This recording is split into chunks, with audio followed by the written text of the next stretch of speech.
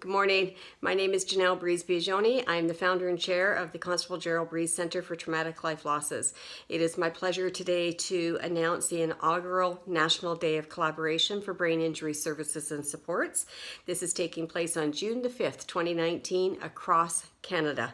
We're very excited to bring together people on all levels of government, stakeholders, influencers, families, survivors, organizations, friends, anyone who has an interest or has been involved in brain injury to come together to have the conversation about the gaps in services and supports across this country and looking to improve the quality of lives for those who are living with the outcome of a brain injury. I am in Victoria, British Columbia. We will be hosting an event here in Victoria. On that day, I will be in Ottawa presenting to our members of Parliament, but our board will be here in Victoria hosting something. As well, we have people across the country hosting events in their cities, in their towns. I'm looking to have people join us all the time. It's going to be an exciting way to come together and have this conversation and create some change that has been long awaited for by so many people. I've been involved in brain injury for over 40 years. That's a long time. It's been nearly 30 years since my husband passed away from a brain injury. My brother died the year before him. My good friend Ruth died 2 weeks before my husband. So it's been a long time that I've been actually on a very personal level, but working at a grassroots level with people to bring about change in the brain injury community. I've been involved in local initiatives, I've been involved provincially, and I'm a founding member of the national organization Brain Injury Canada. So I've been around a long time, and I, like everybody else who's been involved in brain injury, has become increasingly frustrated with the fact that brain injury gets tucked into the corners or behind other initiatives in this country and really left behind. As I have said many, many times, brain injury is the orphan of our healthcare system. Everybody thinks somebody else is looking after it. Nobody wants to be responsible for it. It's time for change. It really is time for change. We have seen a huge investment in prevention, awareness, and research in brain injury, and that's exciting. That was very, very needed.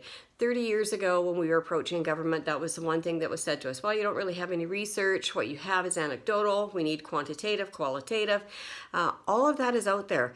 And I'm excited that there's research. It's devastating research too. It's not good, the numbers that are out there, and it's not good what they're finding about how people are getting a brain injury and what's happening to them.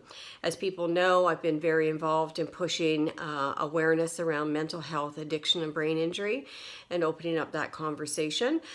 So it's really important that we come together and say, you know, what hasn't been working. And what hasn't been working is the community-based programs. Those are grossly underfunded across the country, if there are any at all. And the ones that are in place are usually short-term, and as I said, underfunded. Those funds are generally targeted to the survivor only and do not encompass anything that is going on with the family. Another area that's woefully lacking and not supporting people. We are all for people being close to home. We are all for people being discharged from hospital and going home. What we are not for is abandoning them once they are discharged and going home. And if you don't think that happens, just start asking questions across the country and you will see that there are people, and I as a counselor encounter them all the time, who are 2, 3, 4, 9 years post-injury, never received any services and supports whatsoever. Take a look at our page. We have lots of information in here about what's happening around mental health, addiction, and brain injury, about incarceration, about the homelessness situation. All of this has a direct link back to brain injury, and all of it has not been talked about in context of brain injury. So this is partly why we were asking government to come together with us in all levels, municipal, provincial, federal, to talk about the gaps in services, to talk about what's happening in our streets, to talk about what's happening with the opioid crisis, to talk about the prisons that are filled with people who have a brain injury, and start looking at what we can do to serve people who have a brain injury so they don't go down these dark rabbit holes in the first place.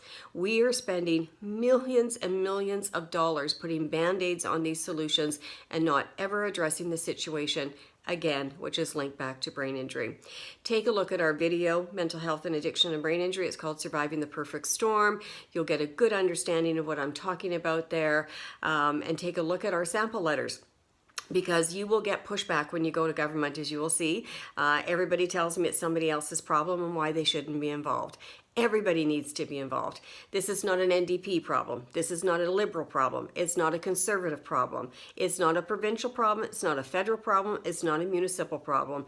Why? Because it's everybody's problem. It's time that we all come together and make a difference. So join me on June the 5th, 2019 in whatever way that you can to support this movement that we're putting across Canada. It's time to put our heads together and create some change for survivors of brain injury and for their families. Join me on June 5th, 2019, and let me know how you've been involved and what you're doing. We know that this is going to take a few years to turn this around, but it really is time. Thank you for listening, and thank you for participating.